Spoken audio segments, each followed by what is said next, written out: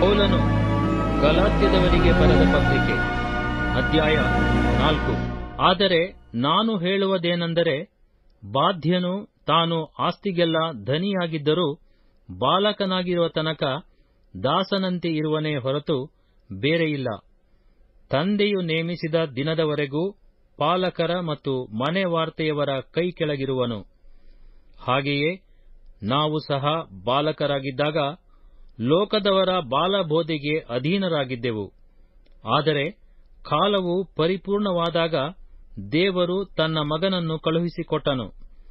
ಧರ್ಮಶಾಸ್ತ್ರಾಧೀನರಾದವರನ್ನು ವಿಮೋಚಿಸಬೇಕೆಂದಲೂ ಪುತ್ರರ ಪದವಿಯನ್ನು ನಮಗೆ ದೊರಕಿಸಬೇಕೆಂದಲೂ ಆತನು ಸ್ತ್ರೀಯಲ್ಲಿ ಹುಟ್ಟಿದವನಾಗಿಯೂ ಧರ್ಮಶಾಸ್ತ್ರಾಧೀನನಾಗಿಯೂ ಬಂದನು. ನೀವು ಪುತ್ರರಾಗಿರುವುದರಿಂದ ದೇವರು ಅಪ್ಪ ತಂದೆಯೇ ಎಂದು ಕೂಗುವ ತನ್ನ ಮಗನ ಆತ್ಮನನ್ನು ನಮ್ಮ ಹೃದಯಗಳಲ್ಲಿ ಕಳುಹಿಸಿಕೊಟ್ಟನು. ಹೀಗಿರುವಲ್ಲಿ ಇನ್ನು ನೀನು ದಾಸನಲ್ಲ, ಮಗನಾಗಿದ್ದೀ. ಮಗನೆಂದ ಮೇಲೆ ದೇವರ ಮೂಲಕ ಬಾಧ್ಯನೂ ಆಗಿದ್ದೀ. ನಂಬಿಕೆಯ ಮೂಲಕ ನೇಮನಿಷ್ಠೆಗಳ ಅಧಿಕಾರದಿಂದ ಸ್ವಾತಂತ್ರ್ಯವನ್ನು ಹೊಂದಿರುವವರು ತಿರುಗಿ ಅವುಗಳಿಗೆ ಅಧೀನರಾಗುವುದು ತಕ್ಕದ್ದಲ್ಲ. ಪೂರ್ವಕಾಲದಲ್ಲಿ ನೀವು ದೇವರ ಜ್ಞಾನವಿಲ್ಲದವರಾಗಿ ದೇವರಲ್ಲದವುಗಳಿಗೆ ಅಧೀನರಾಗಿದ್ದಿರಿ. ಈಗಲಾದರೋ ನೀವು ದೇವರನ್ನು ತಿಳುಕೊಂಡಿದ್ದೀರಿ. ಸರಿಯಾಗಿ ಹೇಳಬೇಕಾದರೆ ದೇವರು ನಿಮ್ಮನ್ನು ತಿಳುಕೊಂಡಿದ್ದಾನೆ. ಹೀಗಿರಲಾಗಿ ನೀವು ಕೆಲಸಕ್ಕೆ ಬಾರದ ದರಿದ್ರ ಬಾಲಬೋಧೆಗೆ ಮತ್ತು ಅಧೀನರಾಗಬೇಕೆಂದು ಅಪೇಕ್ಷಿಸಿ ಪುನಃ ಅದಕ್ಕೆ ತಿರುಗಿಕೊಳ್ಳುವುದು ಹೇಗೆ? ನೀವು ಆಯಾ ದಿನಗಳನ್ನು, ಮಾಸಗಳನ್ನು, ಉತ್ಸವ ಕಾಲಗಳನ್ನು, ಸಂವತ್ಸರಗಳನ್ನು ನಿಷ್ಠೆಯಿಂದ ಆಚರಿಸುತ್ತೀರಿ.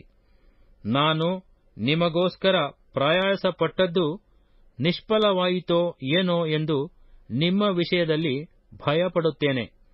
ಸಹೋದರರೇ, ನಾನು ನಿಮ್ಮ ಹಾಗೆ ಆದದ್ದರಿಂದ ನೀವು ನನ್ನ ಹಾಗೆ ಆಗಬೇಕೆಂದು ನಿಮ್ಮನ್ನು ಬೇಡಿಕೊಳ್ಳುತ್ತೇನೆ. ನೀವು ನನಗೇನೂ ಅನ್ಯಾಯ ಮಾಡಲಿಲ್ಲ. ನನ್ನ ಶರೀರಕ್ಕೆ ಅಸೌಖ್ಯವಿದ್ದರಿಂದ ನಾನು ನಿಮ್ಮಲ್ಲಿದ್ದು ಮೊದಲನೆಯ ಸರ್ತಿ ನಿಮಗೆ ಸುವಾರ್ತೆ ಸಾರಿದ್ದನ್ನು ನೀವು ಬಲ್ಲಿರಿ. ನನ್ನ ಶರೀರದಲ್ಲಿ ನಿಮ್ಮ ಬೇಸರಿಕೆಗೆ ಆಸ್ಪದವಾದದ್ದನ್ನು ನೀವು ಹೀನೈಸಲಿಲ್ಲ, ಓಕರಿಸಲಿಲ್ಲ.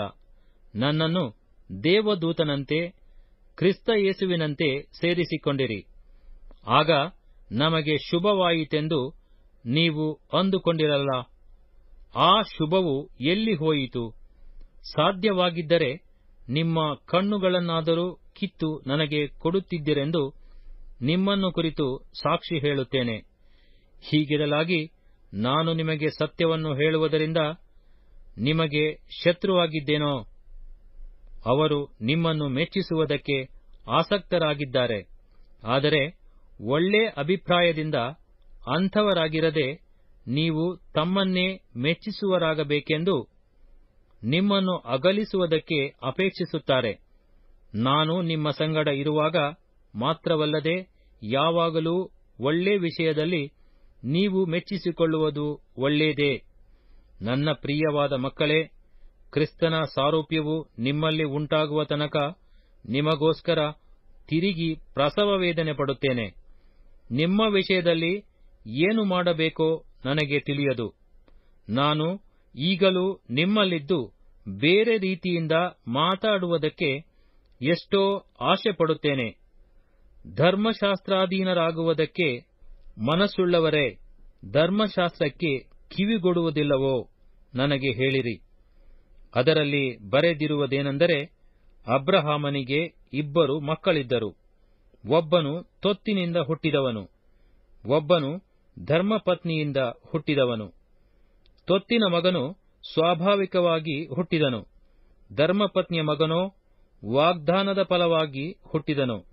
ಈ ಸಂಗತಿಗಳು ಉಪಮಾನವಾಗಿವೆ. ಹೇಗೆಂದರೆ, ಆ 2 ಸ್ತ್ರೀಯರು 2 ಒಡಂಬಡಿಕೆಗಳೇ.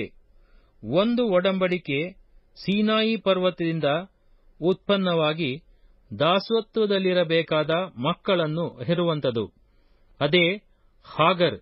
ಹಾಗರ್ ಅಂದರೆ ಅರಬ್ಬಸ್ಥಾನದಲ್ಲಿರುವ ಸೀನಾಯಿ ಪರ್ವತ. ಅವಳು ಈಗಿನ ಯೆರೂಸಲೇಮ್ ಎಂಬವಳಿಗೆ ಸರಿಬೀಳುತ್ತಾಳೆ. ಹೇಗೆಂದರೆ ಈಕೆ ತನ್ನ ಮಕ್ಕಳ ಸಹಿತ ದಾಸತ್ವದಲ್ಲಿದ್ದಾಳೆ. ಆದರೆ ಮೇಲಣ ಯೆರೂಸಲೇಮ್ ಎಂಬವಳು ಸ್ವತಂತ್ರಳು, ಇವಳೇ ನಮಗೆ ತಾಯಿ. ಹೆರದ ಬಂಜೆಯೇ ಆನಂದವಾಗಿರು, ಪ್ರಸವ ವೇದನೆಯಿಲ್ಲದವಳೇ ಸ್ವರವೆತ್ತಿ ಕೂಗು.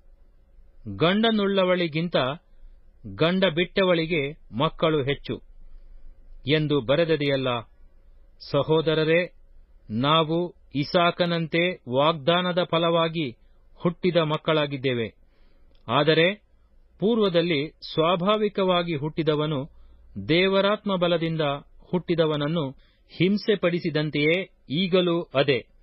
ಆದರೂ ಶಾಸ್ತ್ರವು ಏನು ಹೇಳುತ್ತದೆ? ದಾಸಿಯನ್ನೂ ಅವಳ ಮಗನನ್ನೂ ಹೊರಗೆ ಹಾಕು. ದಾಸಿಯ ಮಗನು ಧರ್ಮಪತ್ನಿಯ ಮಗನೊಂದಿಗೆ ಎಷ್ಟು ಮಾತ್ರಕ್ಕೂ ಬಾಧ್ಯನಾಗಬಾರದೆಂದು ಹೇಳುತ್ತದೆ. ಸಹೋದರರೇ, ನಾವು ದಾಸಿಯ ಮಕ್ಕಳಲ್ಲ, ಆ ಧರ್ಮಪತ್ನಿಯ ಮಕ್ಕಳೇ ಎಂದು ತಿಳುಕೊಳ್ಳಿರಿ.